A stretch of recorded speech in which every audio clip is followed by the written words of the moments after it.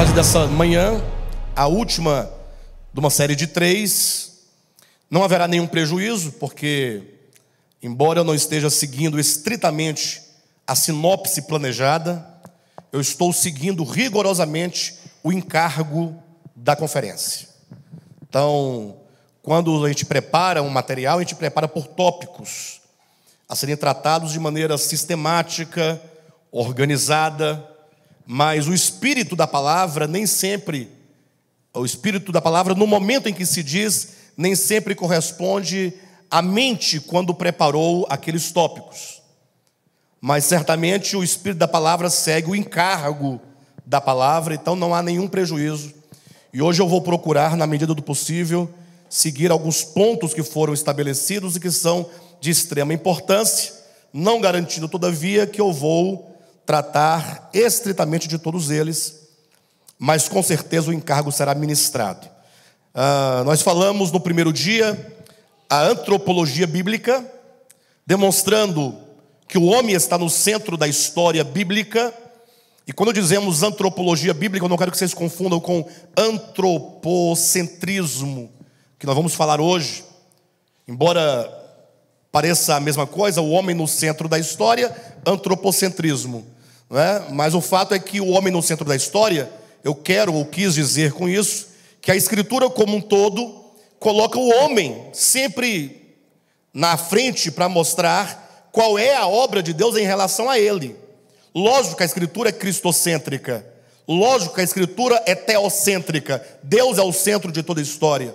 Mas eu quero me referir à revelação, porque a Escritura não foi feita para anjos, tampouco foi feita para animais, foi feita para o homem.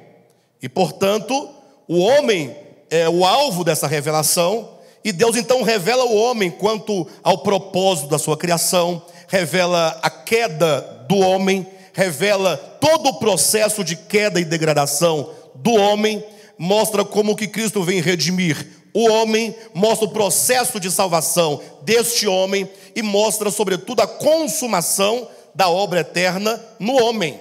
Então, nesse sentido, no primeiro dia nós tratamos dessa antropologia bíblica. E quando falamos de antropologia bíblica, trouxemos aqui uma pergunta que é essencial para tudo que estamos dizendo. A pergunta era: o que é o homem? E daí nós respondemos que, dentre tantas possíveis respostas, é preferível, nessa conferência, em razão do tema, olhar o homem da perspectiva de que ele seja uma consciência.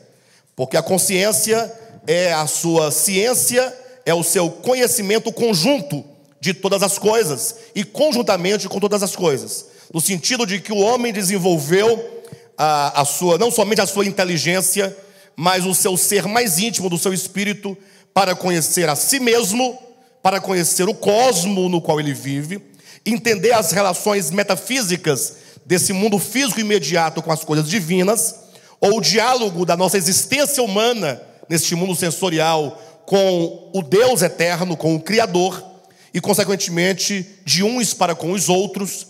E toda essa nossa relação, essa consciência, essa ciência conjunta, essa comunhão, ela acontece dentro de um eixo evolutivo. Ou seja, o homem, ele vai sendo formado. Em outras palavras, o homem não é um ser acabado. Quem pensa que o homem é um ser acabado, está estritamente enganado. Por isso que não poucas pessoas erram nesse sentido quando se convertem a Deus numa ou noutra religião, não importa em qual, e aí ele pensa assim: não, agora eu me encontrei com a verdade e está tudo resolvido. E aí ele pensa que porque ele assumiu 4 ou 5 dogmas supostamente corretos, ele agora está no céu, e pensa que não precisa mais de nada, e não sabe que o homem é um ser em construção, que a despeito de as verdades conhecidas serem corretas ou não, o homem, ele precisa de ser trabalhado, de ser modificado. E nós falamos isso ontem, inclusive, demonstrando na mensagem que nós tratamos acerca do espírito do anticristo. Nós explicamos o que é o espírito do anticristo. E conjuntamente também nós falamos sobre o espírito de Cristo. Mostramos o que é o espírito de Cristo e o que é o espírito do anticristo, para mostrar que toda a humanidade, historicamente falando, está sendo moldada ou pelo espírito do Cristo ou pelo espírito do anticristo. Nós demonstramos que o homem é um ser em construção, o homem é um ser em edificação. Por isso que o Novo Testamento abundantemente vai nos falar acerca da edificação da igreja. Por isso que Paulo vai dizer figuradamente: vós sois o edifício de Deus, a ideia de construção. Ele também vai dizer que todos nós estamos sendo edificados, no caso o apóstolo Pedro, né? Uma casa espiritual. Vós sois pedras que vivem e sois edificados, uma casa espiritual. Razão porque Paulo fala da necessidade que temos de nos despir de uma veste velha do velho homem, para nos revestirmos de uma nova veste, que é a do novo homem. Todas essas são expressões ou são símbolos utilizados, seja uma veste, uma construção, para se referir a esse processo no qual todos os homens se encontram. E hoje então falaremos sobre o amadurecimento e a manifestação do anticristo, ou vamos retomar um pouco acerca também da gestação do anticristo. E quando dizemos gestação do anticristo, estamos dizendo que o anticristo, aquele que por fim, no Apocalipse, vai se manifestar, e lá em Apocalipse 13 e também Apocalipse 17, o apresenta na figura de uma besta, com 7 cabeças, 10 chifres, um ser monstruoso. Dá até um certo medo quem não conhece bem a escritura, os seus símbolos, ao ler fica, mas que coisa esquisita, né? Vi sair do mar uma besta. Em outras traduções mais antigas, mais arcaicas, diz uma besta fera. Antigamente se falava muito de besta fera, né? Na verdade, besta fera é uma besta que é fera. É uma fera, é um monstro. Então, saindo do mar um monstro de 7 cabeças. Você fica maluco, coisa estranha. Mas ali é apenas para representar o próprio homem. Tanto é que aquela besta que sai com 7 cabeças se refere ao anticristo. Mas por que um monstro? Os irmãos saberão ao longo dessa ministração, para mostrar a que ponto chegou o homem, a que estado ele chegou de rebelião e de apostasia. Para demonstrar então que aquela fera ou aquela besta, o anticristo, ele começou a ser gestado lá, tratando da história humana, desde lá de Babel em diante, de Babel a Grande Babilônia. Nós queremos fazer essa demonstração, e para tanto eu preciso levar os irmãos para alguns textos. Eu vou definir, até para me restringir, a Gênesis capítulo 10 e 11.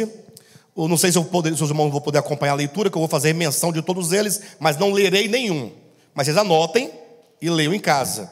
Gênesis capítulo 10, versículo 10 e 11, ou Gênesis capítulos 10 e 11, Daniel capítulo 1 e Daniel capítulos 2 e 3. Eu vou passar por esse caminho, depois nós vamos entrar no Novo Testamento, vamos tratar então de 2 Tessalonicenses capítulo 2, vamos tratar de Mateus capítulo 24, depois vamos tratar também de Apocalipse capítulo 13. Então eu quero fazer esse percurso com os irmãos, para que vocês percebam como que existe um espírito anticrístico que está gestando ao longo da história um homem que será um homem coletivo, finalmente, e este homem coletivo, então, sendo gestado, vai ter uma consumação e uma manifestação nos últimos dias, num tempo escatológico vindouro. E, portanto, por que os capítulos 10 e 11 de Gênesis são importantes nessa compreensão? Por que o tema dessa conferência é de Babel, a Grande Babilônia? Alguém pergunta, o que Babel tem a ver com o anticristo? O que Gênesis tem a ver com o anticristo? Parece uma coisa totalmente contrária, né? Fala em anticristo, se pensa em Apocalipse. Fala de Babel, aí lembra do início da humanidade. Parece que são coisas totalmente diferentes. Mas veja que a Escritura, ela não nos serve para ser um mero livro de história. Inclusive, nem mesmo livro de história, não é nem mero. A Bíblia não nos é um livro de história. Quantos tomam a Escritura por um livro de história se estudarem efetivamente a Bíblia nessa perspectiva histórica e se estudarem depois a história secular, ficarão extremamente frustrados, porque você vai encontrar várias eivas do ponto de vista histórico que a Escritura não está nem um pouco preocupada em resolver. Então a Escritura não pode ser lida do ponto de vista histórico. Quero conhecer a história. Quem é o primeiro homem da história? Adão. Quantos anos? 6.000 anos. E começar a estabelecer essa sequência cronológica de dados e de fatos. Não é por aí que se lê a Escritura. A Escritura é um meio, é um veículo histórico, sim, do ponto de vista da história dos hebreus, começando do início de Gênesis, mas que visa, no que diz respeito a todos os homens, fora dos limites de Israel, do povo hebreu, é trazer uma revelação de uma verdade que não se limita aos hebreus, mas que é muito maior do que o próprio povo hebreu, e muito maior que qualquer outro povo, ou qualquer outro tempo. Então, não leia a Escritura do ponto de vista histórico, tentando estabelecer as histórias, mas procure em cada história, ainda que do ponto de vista do povo de Israel, mas procure ver em cada história o que há ali de verdade eterna, o que há de revelação. Em outras palavras, é perguntar: o que esse texto tem a ver comigo?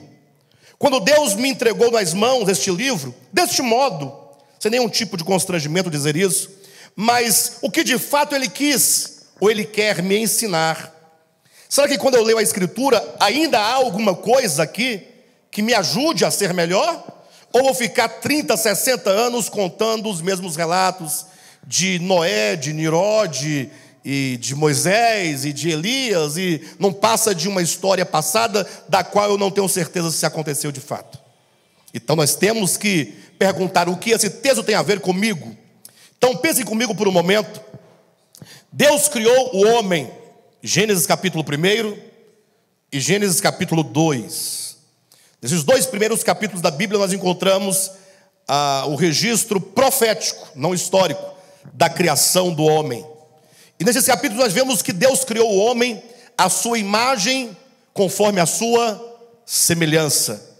Deus criou o homem para a sua glória. Deus criou o homem para o seu louvor. Deus criou o homem para que este homem seja finalmente, no futuro, no tempo escatológico, totalmente um homem que tenha alcançado uma estatura de varão perfeito. Ou seja, Deus criou o homem originalmente, mas sabendo que este homem não foi criado pronto. Ah, pastor, não foi criado pronto. Como que não foi criado pronto? Está lá, Deus criou o homem, disse que era tudo muito bom, colocou no jardim. É porque você está lendo uma história, leia toda a Escritura. Ora, se em Gênesis capítulo 1 e capítulo 2 diz que o homem foi criado à imagem e semelhança de Deus, eu encontro posteriormente, nós citamos ontem, como por exemplo, Romanos 8, 29, que o homem ele foi predestinado. Esse predestinado é mesmo antes da própria criação original do homem, para ser conforme a imagem do Filho de Deus. Então o homem é criado dentro de um projeto que o lança para um tempo futuro, no qual ele terá alcançado o que Paulo diz em Efésios capítulo 4, de a estatura de varão perfeito, a plena estatura de Cristo. Então, é nesse caminho. O capítulo 1 e 2 de Gênesis fala que Deus criou o homem para este propósito. Ocorre que no capítulo 3 de Gênesis, e capítulo 3 e capítulo 4, 5, 6, até o 9, nós vemos o homem que, tendo sido criado para a glória de Deus, para o propósito de Deus, ele caiu. Vem o problema da queda. Gênesis 3, a queda. Capítulo 4, nós temos Caim, que se afasta e se retira da presença de Deus. E nós temos depois no capítulo 6, toda a humanidade de então, numa condição de extrema violência, quando acontece o dilúvio, no capítulos 7 e 8 e 9 de Gênesis. Ou seja, o homem criado para o louvor cai num processo de queda. E aqui nós temos que pensar a queda, quero que os irmãos relembrem, não enquanto árvore, fruto e cobra, mas queda enquanto um processo psíquico, espiritual, ou psicossomático, né? Ou melhor, pneuma psicossomático, espírito, para quem ficou ruim, né? Espírito, alma e corpo. Vamos ficar somente no espírito e na psique, na mente humana. o homem, ele começa um processo de queda. Queda é processo. Queda não é você estar aqui, olhou para uma árvore, Deus falou para não comer, eu vou comer, e come escondido, pronto, agora desgraçou o mundo. Não, isso é uma tolice muito grande achar que as coisas são tão simplórias deste modo. Sim, é a linguagem que Moisés usa, mas ali é uma linguagem metafórica, uma linguagem mítica, que traz, e só pode ser entendida por meio de toda a Escritura, a verdade de que o homem, ele, por causa do conhecimento, ele começa a se engrandecer. Ele cai na bobagem da sua ilusão.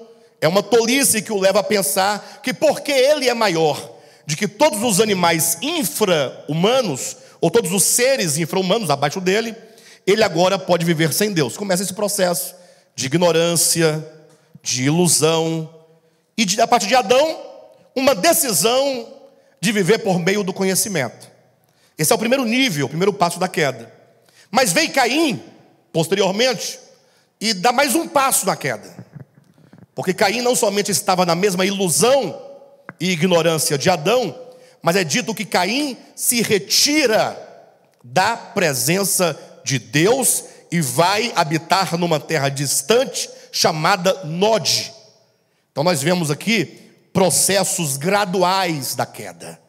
Primeiro, a ilusão de pensar e decidir viver por si mesmo, sem Deus, em Adão. Depois Caim dá o passo seguinte de se retirar da presença de Deus. Porque ele se retira, nesse segundo passo, toda aquela geração começa a se encher de violência. Gênesis 6 fala que a terra se encheu de violência. E estava um caos quando sobreveio o dilúvio, como consequência natural do próprio pecado e do próprio afastamento do homem da vida, da fonte da vida. Daí então Deus preserva Noé e a sua família, e saindo após o dilúvio, aquelas 8 pessoas, capítulo 9 de Gênesis, começa uma repovoação da terra. E aqui nós nos situamos no primeiro ponto, porque vem após o dilúvio uma geração, podemos chamar de uma geração pós-diluviana, e ela vai crescendo, porque saiu Noé, sua mulher, 3 filhos, 3 noras, as noras de Noé, e eles começam a se multiplicar e a encher novamente a terra de pessoas. Aproximadamente 300 anos depois do dilúvio, diz a Escritura que a humanidade já estava crescendo a tal ponto que os homens começaram a se mudar de região, buscando melhores lugares. A terra estava se enchendo de pessoas. Lógico, a terra habitável da época, não é todo o planeta. Mas o fato é que acontece neste momento um levantamento de um homem chamado Nirod. Nirod será o terceiro nome nessa sequência: Adão, Caim, Nirod. Um terceiro nome que estabelecerá o terceiro nível nesse processo de queda. Se Adão se iludiu e decidiu viver por si mesmo, Caim deu sequência retirando-se da presença do Senhor, Nirod será aquele que, além de estar iludido e decidir e se retirar, ele agora vai afrontar o Altíssimo. Tanto é que Nirod vai aparecer no capítulo 10 de Gênesis como sendo um valente caçador diante de Deus.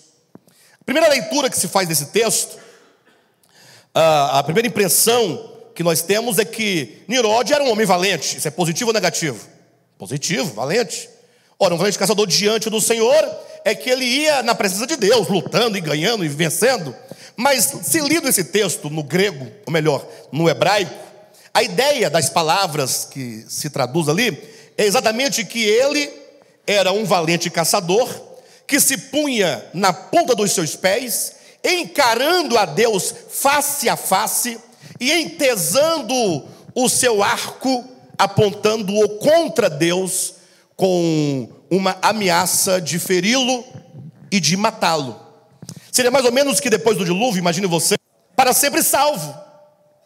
Você acreditou nisso, colocou no coração, leu 10 ou 15 versículos que confirmam essa ideia. Falou assim: pronto, então acabou, tá tudo resolvido na minha vida. Não, tem nada resolvido. Não confunda as coisas. É verdade que a salvação de Deus pertence a Ele, Não duvido absolutamente da soberania divina. Eu estou falando o porquê e o motivo de Gênesis e Apocalipse estarem eles repletos de apelos divinos a você, dizendo: sede perseverante até o fim. Dizendo: se alguém quiser vir após mim, negue-se a si mesmo, tome sua cruz e siga-me. São apelos que dizem: vocês precisam agir e reagir positivamente ao meu chamamento. Vemos apelo como o de Paulo, dizendo: tomai posse da vida eterna. Dizendo: desenvolvei a vossa salvação com temor e tremor. Confirmai a vossa vocação. São uma série de textos dizendo que nós precisamos ser cristãos proativos quanto à nossa salvação. E aí ficamos sentados, uma vida cristã obesa, uma vida cristã em que pensamos que já sabemos tudo, já conhecemos tudo, Cristo já fez tudo, ninguém faz mais nada, crentes inoperantes, uma fé mirrada, nos damos aos nossos trabalhos, o que é lícito fazer, nos damos ao nosso lazer, o que é lícito fazer, nos damos a todos os tipos de projetos meramente humanos e passamos a ter uma vida estagnada.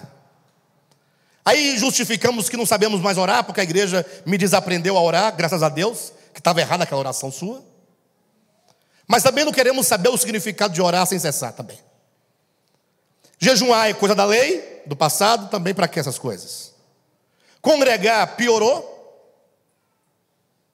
Aí ficamos aquele crente velho, tipo aquele personagem do Antigo Testamento, tipo Eli, gordo, sentado numa cadeira de balanço, tomando vinho, bêbado. E o povo de Israel na batalha. O povo de Deus na batalha. E aí ficamos: pastor, estou fraco. Mas é lógico que você está fraco. A sua mente, ela perdeu o foco. Porque encontrar-se com a verdade, compreender a verdade orgânica, não é você ignorar os valores espirituais. Não é porque agora você entendeu que você não é escravo dos homens, nem de doutrinas de homens, que não tem mais gafanhoto na sua vida, que você agora vai ficar um crente inoperante. Não, agora é a hora de nós começarmos a valorizar este tesouro escondido que foi achado. Agora é a hora de começarmos a desenvolvermos efetivamente uma vida cristã interior, da alma, do coração, do espírito, e termos uma verdadeira preocupação com a transformação das nossas almas. Agora é hora de levar a sério, congregar mais, ouvir melhor, com mais atenção, com mais seriedade, como Paulo diz aos Hebreus, nos apegar com mais firmeza às verdades ouvidas. Este é o momento. Cuidado, porque vem Babilônia e fala: eu vou cercar esta cidade de Jerusalém. A cidade significa a administração divina. Você está no reino de Deus. Mas o mal diz: eu vou cercar essa cidade. E diz: mas eu vou destruir o templo, queimar o templo. O templo é a sua espiritualidade, diz respeito ao ponto de comunhão com Deus, ao seu espírito humano. E Babel, ou Babilônia, inimiga de Deus, diz: eu vou levar vocês cativos, vocês vão ser levados. Mas eu sou hebreu, povo eleito de Deus. Vai do mesmo jeito. Não adianta sendo levados gritando: sou hebreu, mas está indo ser cativo em Babilônia. Cativos em Babilônia, o que acontece? O que acontece? O desânimo, a revolta e o pessimismo. Não cantaremos ao Senhor nesta terra. Parece um pouco de espiritualidade, mas vamos pendurar nossas harpas, vamos deixar de lado a adoração, o serviço. Nada mais agora acontece. Uma vida cristã estagnada. Acabou. Você é o quê? Hebreu, povo de Deus, eleito, cristão. Mas e aí? Estou em Babilônia. Talvez essa manhã você esteja em Babilônia. espiritualmente falando, uma condição de alma. Condição. Babilônia tem muito celular, viu, irmãos? Não deixa os hebreus ouvirem a palavra. Fica lá só no zap zap. E quando se está em Babilônia, o projeto de Nimrod continua em execução. Qual foi a ideia de Nabucodonosor em relação aos hebreus? Eles estão em Babilônia, mas eles são hebreus. Estão em Babilônia, mas são hebreus. E o problema do homem, como não é o lugar onde ele está, mas é exatamente o que ele é, o projeto é: vamos modificá-los naquilo que eles são. Vamos modificar a sua consciência. Vamos modificar o seu ser do ponto de vista do seu psiquismo, da sua compreensão, da sua consciência em relação ao que eles são em Deus, para Deus, e a sua missão no mundo. E a primeira ideia foi: nós vamos mudar a dieta desse povo. Vamos dar a comida de Babilônia para eles. Sabe por que comida, queridos? Porque a comida é aquilo que nos constitui. Quando você come, a comida ela é metabolizada no seu organismo, e as vitaminas, os sais minerais, os nutrientes daquela comida, ela é processada para dentro do seu organismo, das suas células, do seu sangue, o que te faz ser e te dá essa aparência que você tem. Quando alguém está pálido, abatido, amarelo, você fala: você está se alimentando bem? A pessoa: eu estou com um pouco fraco, estou com anemia. Está comendo feijão? Olha, couve é bom.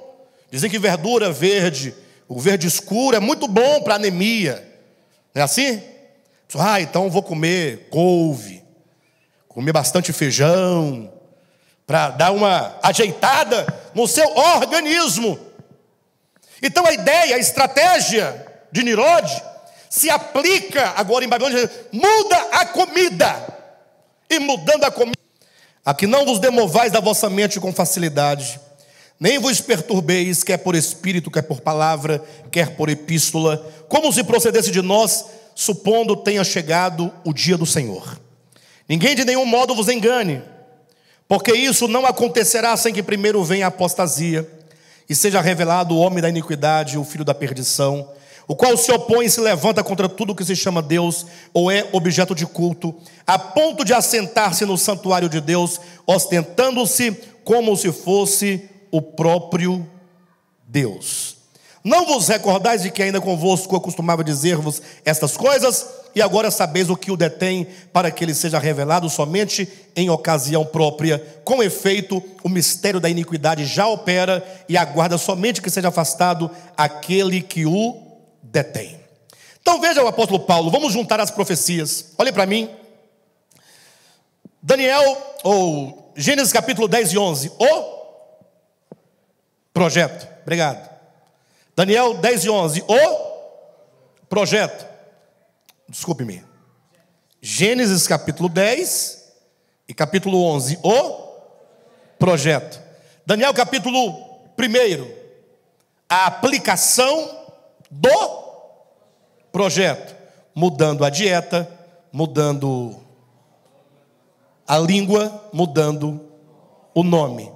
Capítulos 2 e 3 de Daniel, a revelação do propósito desse projeto. Qual o propósito? Instaurar o homocentrismo, o antropocentrismo, fazer do homem o centro de tudo, um homem sem Deus. Capítulo 3 de Daniel é o homem dizendo: mesmo que Deus não queira, nós vamos fazer a imagem e nos tornaremos adoradores desta imagem, porque queremos ser Deus. E isso buscando o cumprimento da promessa de Gênesis 3. É certo, diz a serpente, que não morrerás, antes, se viveres por meio do conhecimento do bem e do mal, serás como Deus. E o homem agora diz: nós seremos como Deus. Seremos os 6, seremos o homem 3 vezes. O homem no lugar de Deus, a fim de ser adorado. Aí vem Cristo e diz em Mateus capítulo 24: quando vocês virem o abominável da desolação. Sabe quando a Bíblia fala sobre abominação ou abominável? Sabe o significado dessa palavra? Abominável quer dizer ídolo. Quando vocês virem o ídolo, todo ídolo é uma abominação. A Bíblia chama os ídolos de abominação. Portanto, quando Cristo fala, quando vires o abominável da desolação instaurado no lugar santo, ele quer dizer, chegará um tempo, conforme diz o profeta Daniel, em que vai haver um ídolo instaurado dentro do lugar santo. Interessante que o Apocalipse fala que o falso profeta mandará erigir uma imagem. Mandará erigir uma imagem do anticristo. Vocês sabem dessa profecia? É dito que eles farão uma estátua, farão uma imagem do anticristo e colocarão dentro do santo lugar. Quem está me entendendo aqui? O conjunto das profecias. Agora, ocorre que há uma visão tradicional que explica o seguinte. Presta atenção porque é muita informação, eu tenho medo que os irmãos se percam. Mas há uma profecia, há uma visão tradicional, uma interpretação tradicional dessas profecias que diz o seguinte: se no ano 70 da era cristã, o santuário, o templo foi destruído, e desde então não há mais templo em Jerusalém. A pergunta é, como vai se colocar uma imagem, uma estátua, uma abominação dentro do lugar santo, se não tem mais o santuário, se não tem mais o templo de Jerusalém? Aí vem uma série de interpretações e de subjeções que dizem assim: não, o templo será restaurado. Então vão construir outro santuário em Jerusalém, e uma vez construído, vão colocar uma imagem dentro desse lugar santo, para se cumprir a profecia. Do contrário, não se cumpre. Essa é uma visão tradicional, bastante divulgada, inclusive ensinada por este ministério há alguns anos atrás. Mas é preciso que nós sigamos a luz. Ou seja, quando a luz chega, você permanece ou você avança? E por que não avançava antes? Porque não enxergava. Não tem como você dar um passo no escuro. O problema não é você não avançar por não ver. O problema é você não avançar vendo. Esse é o grande problema. Então, nós entendemos o seguinte, pense comigo, que quando Cristo veio ao mundo, o Verbo entrou no mundo, nós sabemos que dois templos, no tempo da encarnação de Cristo, estavam ali agindo e coexistindo no mesmo lugar e no mesmo período. O templo de Jerusalém e o próprio Cristo encarnado, o templo de Deus. É o tipo e o antítipo. Era o símbolo e a realidade. Entenderam? Onde é que eu vejo isso na Bíblia? João capítulo 2. Jesus falou, destruí este templo. E aponta para o templo. Ele fala, este templo. E em 3 dias eu o colocarei em pé. Aí os judeus, 46 anos foi gasto para construir esse templo. Vem esse homem agora erigi-lo em 3 dias, está maluco? Aí o versículo 20 do capítulo 2 diz, eles porém não entendiam. Ou melhor, diz que depois da ressurreição, os discípulos entenderam que Jesus se referia ao santuário, ao templo que é o seu corpo. Então eu tenho claramente o templo e o templo, o símbolo e a realidade, a sombra e a realidade. Então quando Cristo vem, ele agora toma o lugar daquele templo físico. A sombra ainda permanece, por enquanto, até a morte de Cristo. Quando Cristo diz está consumado, todas as sombras desaparecem. E só passa a prevalecer daí para frente a realidade. Não há mais sombras a partir da ressurreição de Cristo. De modo que agora o templo que existe depois da ressurreição de Cristo é um templo vivo, feito de pedras vivas. Cristo, a pedra fundamental, a pedra de esquina, a pedra de remate, e todos nós como pedras que vivem, formando aqui esse grande edifício de Deus, uma casa espiritual. Não há mais santuário feito por mãos humanas que prevaleça com o nome de templo de Deus, senão o templo vivo que somos nós, no Novo Testamento. De modo que Estevão, no capítulo 7 de Atos, diz categoricamente, razão que o levou à sua morte, dizendo: Deus não habita em santuários feitos por mãos humanas. Em outras palavras, se o templo de Jerusalém foi aceito, entre aspas, por Deus enquanto casa de Deus, embora figuradamente, nos trazer de volta para o propósito. Vocês entendem? O Senhor quer nos trazer de volta a Ele, para que nós possamos amar o Senhor. Ser cristão é o quê? Amar a Cristo. Se você ama a Cristo, não é o Cristo histórico, não. Que seja o Cristo histórico, mas não é meramente você amar a doutrina, não. Já deu para perceber que amar a doutrina não serve para nada. Está provado. É amar o Cristo de Deus, porque você o conheceu, e amando servi-lo. Essa conferência tem um propósito: nossos olhos sejam abertos para a realidade espiritual do que está acontecendo nos batizadores da história. A história está acontecendo, os homens estão sendo construídos e nós não estamos percebendo.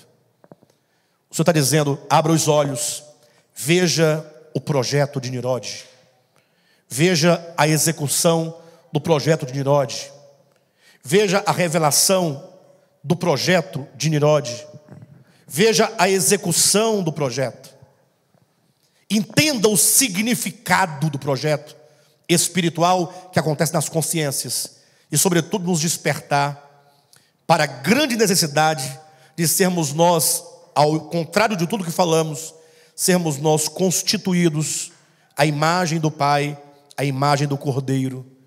Essa mudança de mente, de consciência, o nome do Pai e do Cordeiro inscrito na consciência.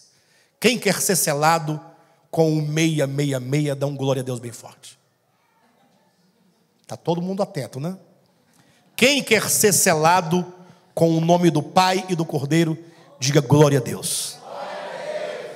O que fazer? Primeiro, vamos redirecionar o nosso coração. A partir de hoje, vamos ouvir melhor. Vamos dar atenção à palavra pregada. Vamos compreender a palavra pregada. E vamos começar a orar a palavra pregada. A oração é o maior gesto de dependência de um crente, de um homem. Quando oramos, oramos porque temos necessidade. Demonstramos dependência. Não me refiro a qualquer tipo de oração formal. Não. Eu me refiro a um estado de consciência constante que temos dele. E em tudo dependermos, em tudo buscarmos para que ele seja o nosso tudo. E ser uma igreja local, aqui em Goiânia, forte. Deixar de lado as contendas, a inimizade, a divisão, o falatório, a impressão, porque tudo isso pertence ao anticristo. Pastor, mas eu vejo, o que eu posso fazer? Ao invés de você ver algo e desenvolver inimizade, ou má impressão, ou peso de consciência, comece a assumir o Espírito de Cristo. Primeiro, interceda pelo seu irmão. Seu irmão está caído, está com dificuldade, está errado. O seu papel cristão em amor é orar por ele. Porque fala de amar. Não sei se vai cantar a música agora há pouco novamente. Fala de amar. Mas nós pensamos que amor é o quê, afinal? Quando eu necessidade eu dou R$10, ajuda aí. Pega R$10 e leva lá.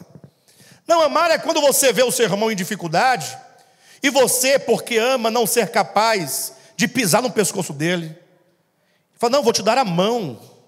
E dar a mão não significa dar a mão física, mas interceder por ele, clamar por ele, interceder pela vida dele, se pôr em ajuda, qualquer necessidade, guardar o seu irmão. Temos que ser uma igreja forte. Se aqui em Goiânia tem que ter uma igreja séria, é esta aqui. Porque vocês entendem. Vocês tiveram o privilégio desta conferência. Isso é privilégio. Não da conferência enquanto eu, Alexandre, o Gilson. Não, eu falo dessa palavra que é de Deus. Chegou a nós. Somos nós todos privilegiados. Temos o dever de darmos as mãos e levarmos a sério o nosso chamamento e essa visão. Vamos juntos. E vamos ser construtores do novo homem. Vamos ser edificadores do edifício de Deus. E tudo o que fizermos, que seja em ações de graças, que seja em submissão uns aos outros, que seja com salmos, com cânticos espirituais, para a glória de Deus. Amém?